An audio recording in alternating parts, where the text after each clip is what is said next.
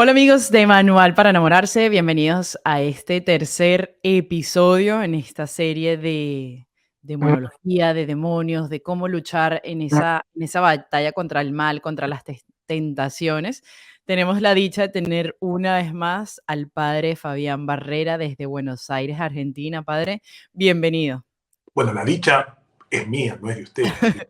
Poder No, no, estar también siendo parte de la vida de tantos hermanos que buscamos conocer y amar cada vez más a Dios, ¿no? Así que estos programas, estos espacios son bellísimos para eso, ¿no? Para enamorarnos de nuestra fe, para conocer la grandeza y el poder de Dios, que es grande, grande.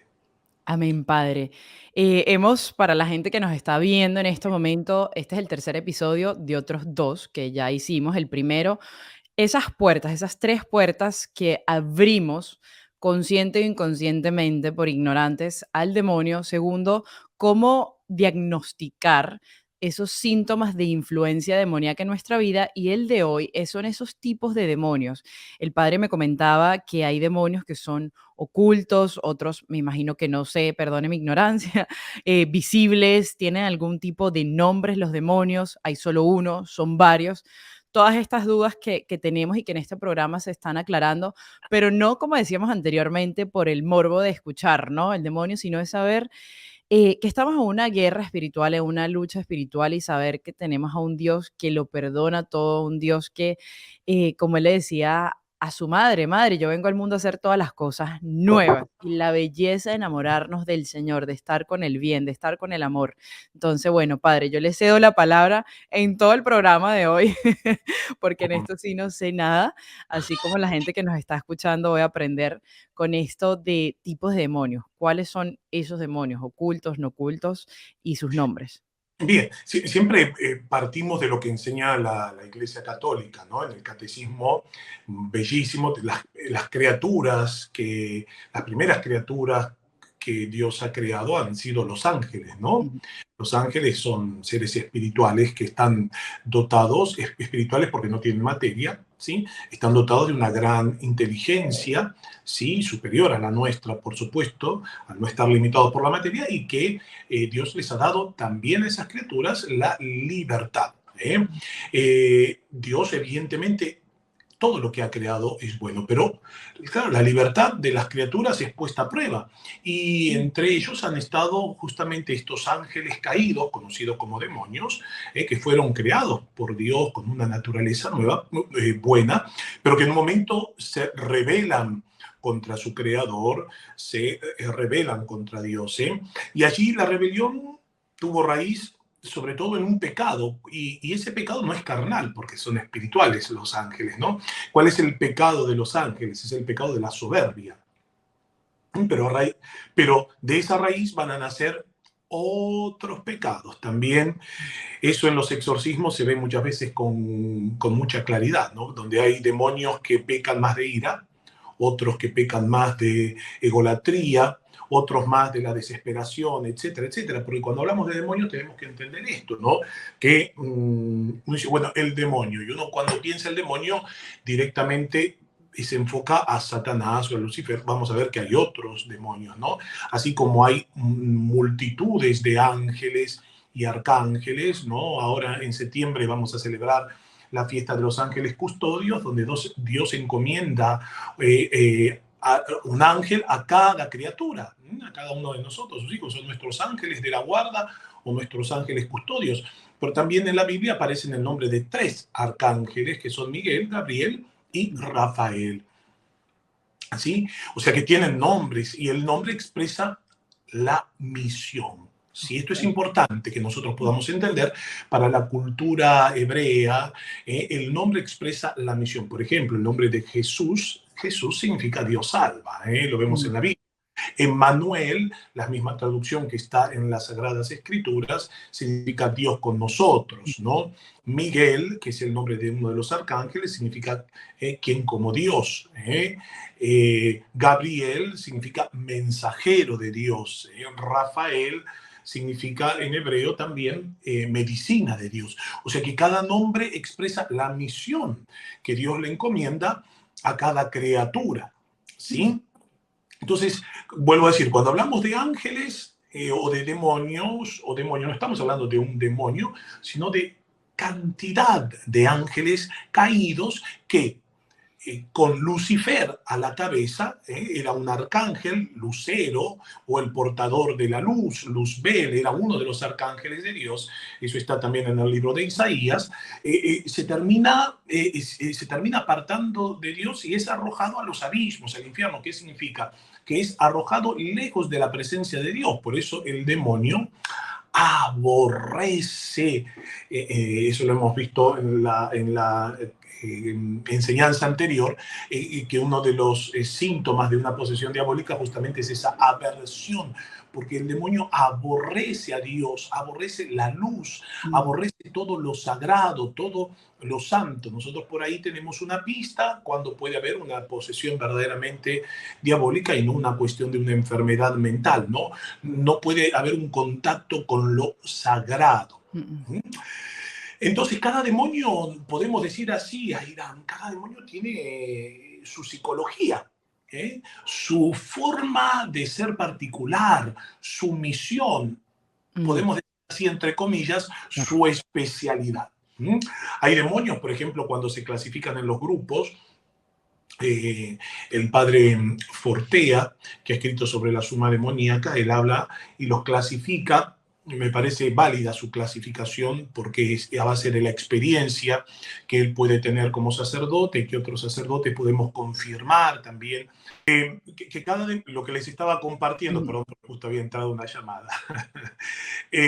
Cada demonio tiene como su psicología, su forma de ser. Le estaba compartiendo de que el padre Fortea, este sacerdote español que ha escrito cosas muy interesantes, ¿no?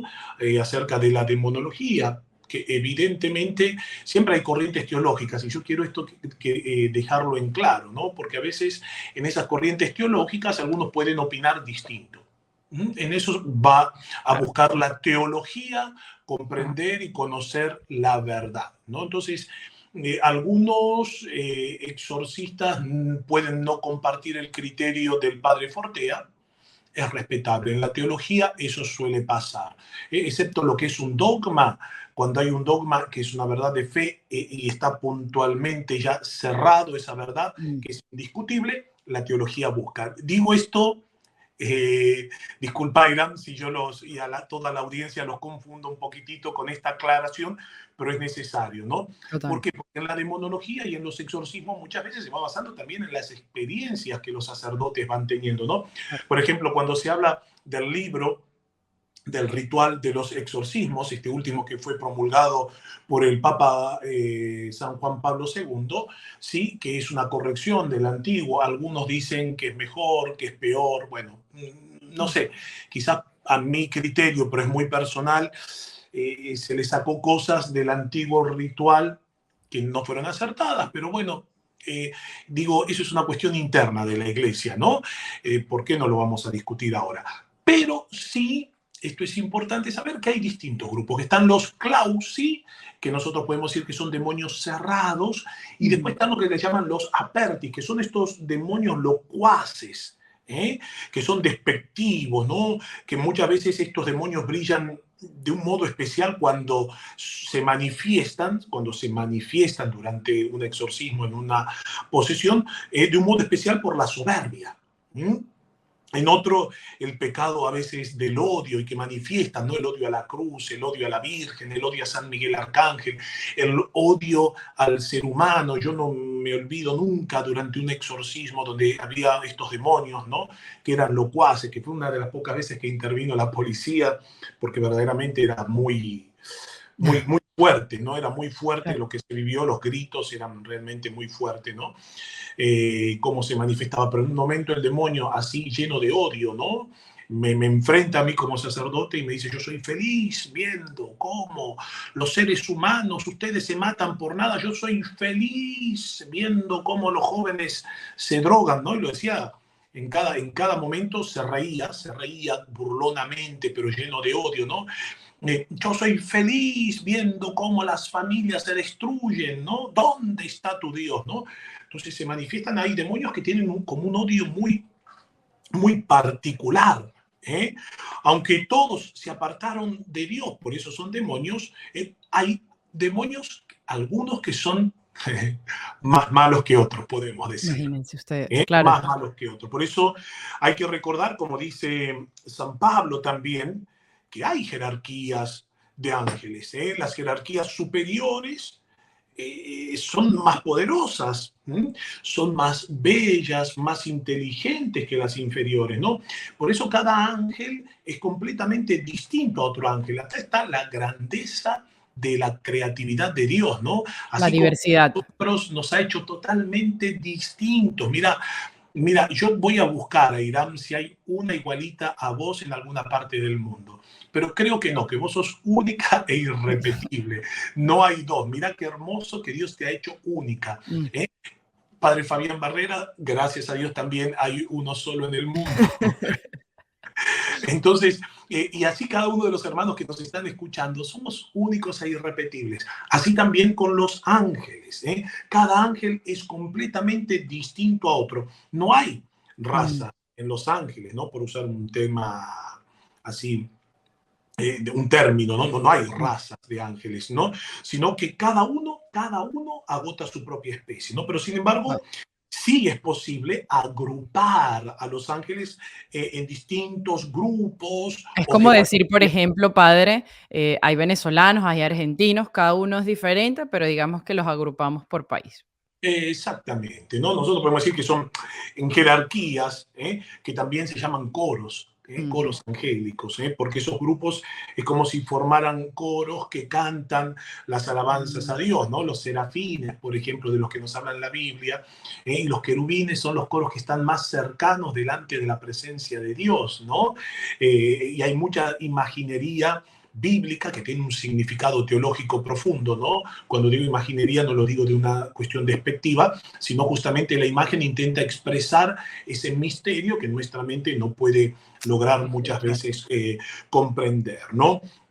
Y el cántico de ellos, por supuesto, no es de la voz, sino es una alabanza espiritual, que emite Mm. su voluntad de conocer y de amar también a la Santísima Trinidad, ¿no? Son sonidos ininteligibles, por eso cuando se habla, no lo vamos a hablar en este momento, pero solamente de codito lo hacemos, cuando el don de lenguas, ¿no? Lo que habla Mm. también San Pablo en la primera carta a los Corintios o en el Catecismo de la Iglesia Católica, en el numeral 2003, cuando habla del don de lenguas como también un don extraordinario del Espíritu Santo, donde el entendimiento no forma parte de esa expresión de oración. Por eso es una oración espiritual ininteligible. Y por eso de cada una de estas nuevas jerarquías cayeron ángeles. De Mm. cada una de estas nueve jerarquías, Ok, claro. de tronos, dominaciones, principados, potestades, de cada una de esas nueve jerarquías hubieron ángeles, grupos de ángeles que cayeron en esa rebeldía contra Dios, transformándose en ¿qué? Claro, En demonios. Es decir, que hay demonios que son virtudes, hay demonios que son potestades, hay claro. demonios que son serafines, etcétera, ¿no? Que aunque sean demonios, siguen conservando también, porque son ángeles, intacto ese poder, evidentemente que no es un poder que está por encima del Dios, ¿no? ¿no? Sí tienen un cierto poder porque son espirituales, tienen una fuerza, un poder como nosotros también, ¿no? Pero también una inteligencia, por todo lo que les he compartido, entonces está claro que existe una jerarquía demoníaca. Mira, yo te cuento, hace unos años atrás me tocó acompañar en Uruguay un exorcismo, yo creo que fue el más largo de mis años sacerdotales que yo he vivido, el más largo, y fue el único caso que a mí me tocó ver, que el único de todas las posesiones, porque no todas las posesiones se manifiestan de la Claro. misma manera, la persona levitaba horizontalmente, ¿sí? Pero a mí lo que me llamó poderosamente la atención, y ahí empecé a aprender, por eso digo que en todo esto te abre un conocimiento donde uno comprende el poder de Dios y el mundo espiritual, cómo funciona, ¿no? Y yo siempre digo que en esta pobre chica, que gracias a Dios hoy ha sido totalmente liberada después de 7 años de estar en un estado así de posesión. Cuando el demonio se manifiesta con un nombre, y ahora vamos a entrar, si te parece, a los nombres. Un Perfecto. nombre que yo desconocía porque no es bíblico, sino que está en la demonología y en las experiencias que otros sacerdotes van compartiendo. Este demonio se llamaba Eligor, Mm. ¿sí? Y Eligor es, mira lo que te voy a decir, el jefe de 70 legiones de demonios. Esta pobre chica Wow. estaba posesa por 70 legiones de demonios, ¿no? Dice, madre de Y Dios. legión No, es un gentío, ¿no, padre? es enorme, una cantidad enorme de demonios, ¿no? En este momento, disculpa porque yo soy burro, bastante burro, no recuerdo bien cuánto es una legión, sí, pero es cantidad. Yo siempre, para que la gente entienda, yo decía, en el infierno se quedó el portero y después todos los demonios fueron ahí, ¿no? Claro. Y entonces, fíjate, cuando se iban haciendo los exorcismos, iban saliendo los de inferior grado, Mm. ¿eh? Y al final queda la cabeza, que es el más poderoso, que es el que se oculta, ¿eh? Y porque entre ellos no existe tampoco la solidaridad, entre los demonios no existe la solidaridad, ¿no? Claro. Entre ellos no se quieren, no existe, se aborrecen entre ellos, ¿no? Si se juntan para hacer daño, pero no porque se quieran o porque se amen. Por eso el infierno es una eterna desesperación y por eso el demonio vive una desesperación constante en donde encuentra cierto alivio o placer en la destrucción de la materia y sobre todo en la destrucción por envidia de lo que más Dios ama, que es el hombre. ¿Mm? Wow. Entonces, una cosa... Padre, y este nombre que, por ejemplo, este demonio que se revela, el Igor, esos nombres, pregunto yo de curiosa, o más bien porque me vino a la mente, se los dio, o sea, ese nombre eran como ellos se llamaban antes de ser ángeles caídos, eran sus nombres. No, se transforman esos nombres. Por ejemplo, Lucifer, que está en las Sagradas Escrituras, el nombre de Lucifer, antes de ser Lucifer, era Luzbel. ¿Eh? Mm, Es que es Luzbel, en la terminación hebraica, él se está refiriendo a Dios. Luzbel era el portador de la luz de Dios, era claro, un claro, arcángel, ¿no? claro. Que se transforma en sí mismo en demonio, cambia evidentemente su misión, ¿no? El que vive en la oscuridad, Lucifer, lucifernario, Mm, ¿no? O mm, sea, que es el que está lejos de la luz, ¿no? mm, Se transforman. Cada ángel claro, tiene un nombre que Dios le da, que nosotros desconocemos. Por eso cuidado, cuidado con todo este tema de la angeliología que aparece por ahí, invoquemos a los ángeles, que hablan mucho en la New Age. Yo siempre digo, gente católica, cuidado. La Biblia nos habla de tres, no tenemos por qué estar metiéndonos ujú, en otro rubro, ¿no? A Miguel, Gabriel, Rafael, que son los tres ángeles custodios, ¿no? Pero claro, cada uno tiene su nombre que nosotros desconocemos de todos esos nombres. Solamente el creador de cada uno de ellos sabe el nombre de cada uno de ellos, ¿no? Por eso, qué importante es eso, ver y conocer y comprender. Yo quería un poquito hablar de algunos que aparecen en las Sagradas Escrituras, que yo acá también mm, me lo fui anotando, ¿no? Para que no olvidarme. Por ejemplo, está Satanás, el diablo, Belzebul, Lilith, Asmodeo, Seirim, Belial, Apolión, Lucifer, son nombres de algunos de los demonios, por ejemplo, que mm, aparecen en las Sagradas Escrituras.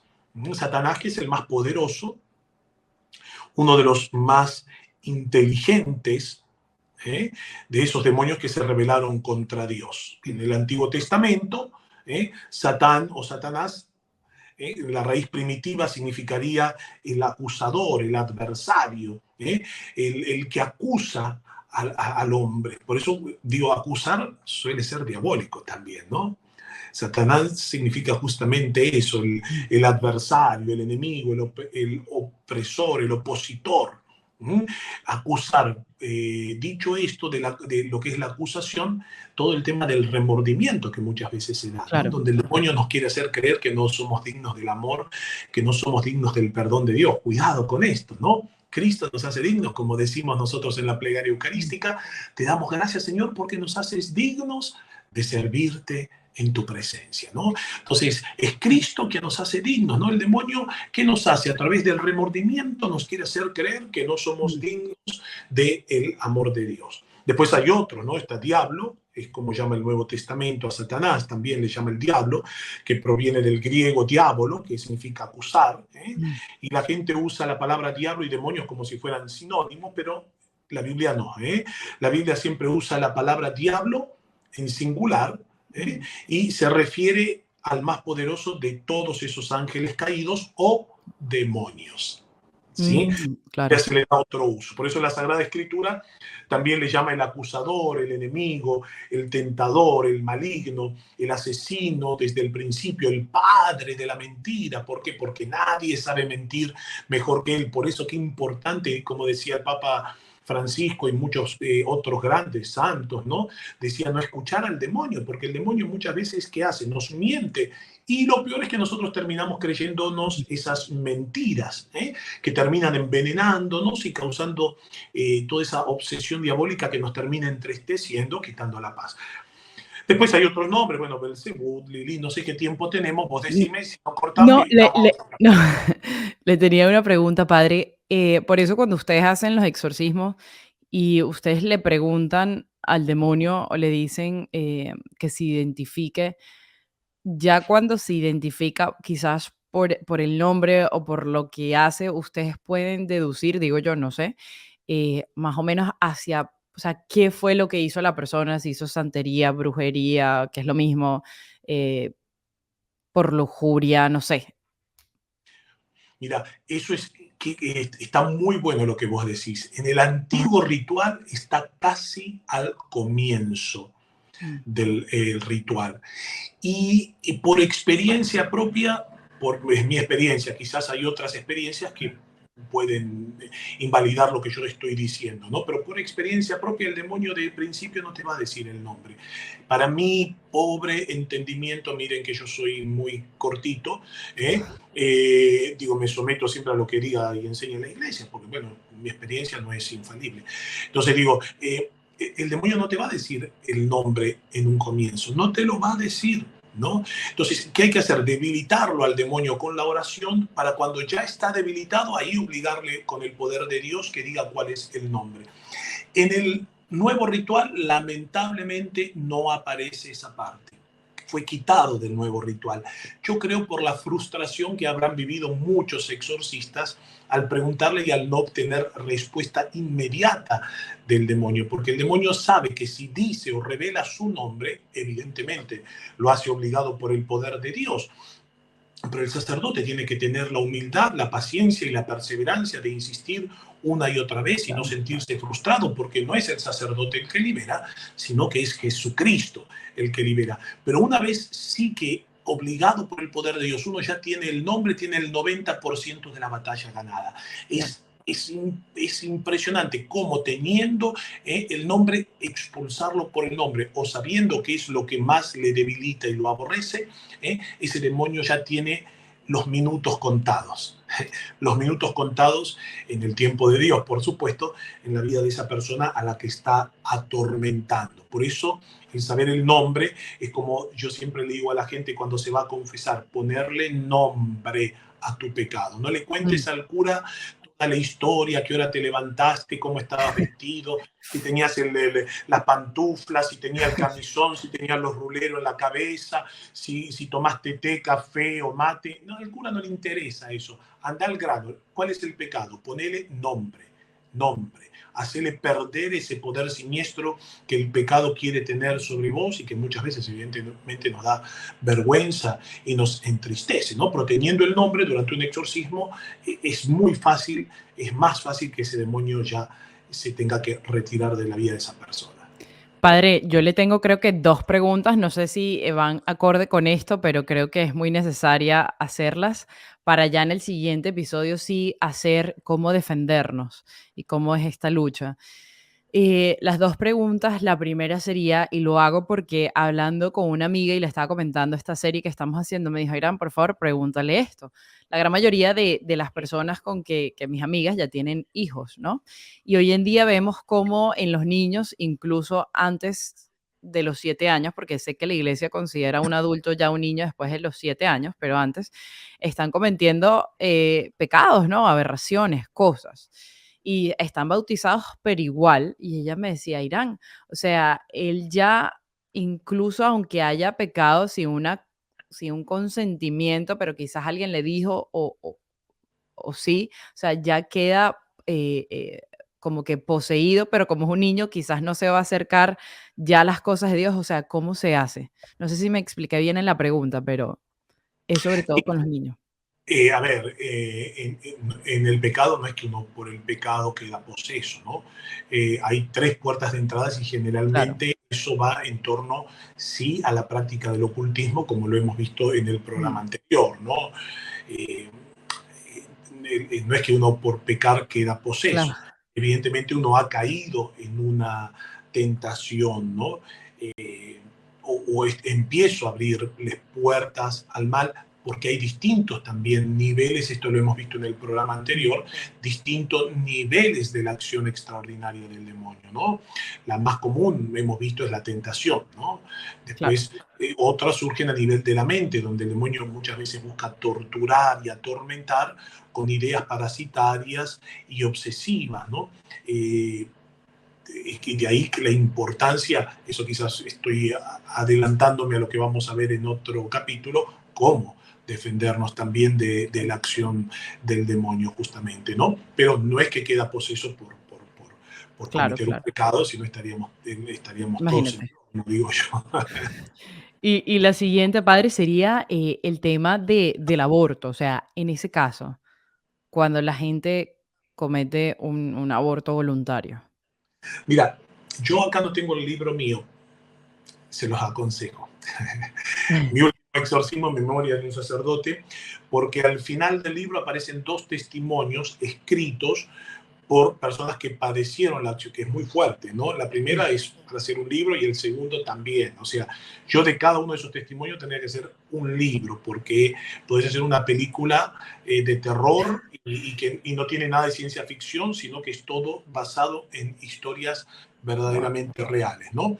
Pero en el primer testimonio me habla una mujer, habla esta mujer, o comparte, ella dice que la mujer que ha incursionado en el ocultismo, la sumatoria del ocultismo y el pecado de aborto, es muy probable que haya quedado infectada por la acción del enemigo. Ocultismo y aborto, ¿por qué? El demonio sobre todo atormenta a la mujer a través del remordimiento. Si no Mm, ha habido un proceso de sanación donde la persona ha experimentado el perdón y la misericordia de Dios y ha logrado perdonarse a sí misma, pero ha incursionado juntamente en el ocultismo, es muy probable mm, que el demonio esté actuando en alguno de sus niveles con algún tipo de influencia diabólica, llámese obsesión, opresión, vejación o posesión, que es el estado más fuerte de la acción extraordinaria del demonio. ¿Sí? Ella hace esta conclusión que a mí me parece válida porque ella, bueno, queda posesa también y, bueno, todo lo que narra en su testimonio que está en mi libro, que es muy ujú. fuerte allí, lo que ella termina viviendo y ella hace esa conclusión al final de ello. Es más, en mi último exorcismo, por eso se llama así el libro, porque fue el último exorcismo que yo tuve en el Uruguay antes de que mis superiores me trasladaran aquí en la Argentina. Yo estoy en Buenos Aires actualmente. Fue un 17 de noviembre del año 2017.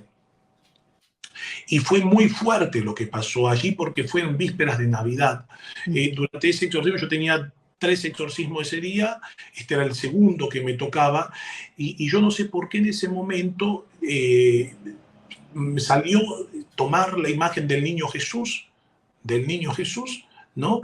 Y en un momento cuando tomo la imagen del niño Jesús y la presento delante de la posesa que estaba tirada en el piso con su marido y su hermano, mirando, bueno, al demonio, enfrentándole al demonio, ¿no? Le ordeno con el niño Jesús en alto, ¿no? Por el misterio de la encarnación y del nacimiento de Dios, que se humilló haciéndose hombre, le ordenaba que saliera de esa mujer. Y esa mujer inmediatamente, esto es muy fuerte, ¿no? La mujer se puso como en posesión de parto, yo nunca vi un parto, ¿sí? Abriendo las piernas, por supuesto estaba todo con mucho pudor, digo, en eso nosotros siempre eso cuidamos, ¿no? Abriendo las piernas y su panza se infla, Mm, ¿no?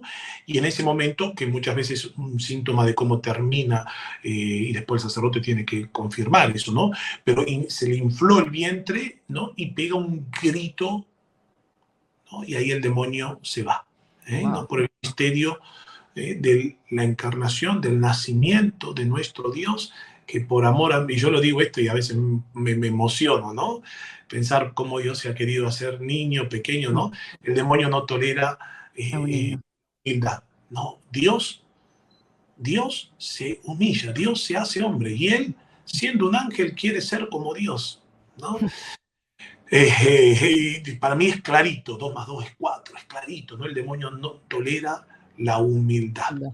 ¿no? No tolera la humildad de un Dios que por amor para redimir al esclavo, se hace hombre, al hombre que era esclavo del pecado, se hace hombre para redimirnos y salvarnos. No, amén, Padre, qué belleza esto y gracias por compartir esa escena, porque yo creo que son cosas que a veces vamos arrastrando y no sabemos y cualquier persona que ojalá le pueda llegar este video, que siga la página de Manuel para enamorarse, que siga al Padre Fabián Barrera y pueda toparse con este video, ¿no? Pueda uno saber de que con Dios siempre hay una victoria, siempre hay una esperanza y poder traer en mente, yo creo que esta serie de videos, la intención por la que decidimos hacerlo en el equipo de Manuel para enamorarse es para traer a conciencia esas cosas con que hemos ofendido al prójimo, hemos ofendido a Dios y que no es tarde para poder entregarla en el sacramento de la confesión, que eso, bueno, va a ser el siguiente episodio donde el Padre nos va a dar esas herramientas necesarias de cómo vencer, cómo luchar y cómo estar alerta en estos tiempos para vencer al mal. Así que bueno, Padre, creo que lo dejamos hasta acá. Gracias por compartir todo eso que estuvo intenso, pero qué bonito poder compartirlo acá. Padre, muchísimas gracias. Denos la bendición, por favor. Que Dios los bendiga y siempre recuerden lo que Jesús dijo: yo he vencido al mundo. La victoria de Cristo es nuestra victoria y el Señor te llama a ti y a mí a compartir su victoria y su gloria sobre el mal. El mal ya fue vencido por Jesús. Lo que nosotros tenemos que hacer es decididamente batallar, al lado de este gran capitán que es Jesús, acompañado, por supuesto, ¿de quién? De María, la Santísima Virgen. Que la bendición de Dios Todopoderoso descienda sobre ustedes, el que es Padre, Hijo y Espíritu Santo. Amén. Amén, amén. Muchísimas gracias a todos y bueno, nos vemos en el último episodio de esta serie de videos con Padre Fabián Barrera desde Argentina. Gracias, Padre.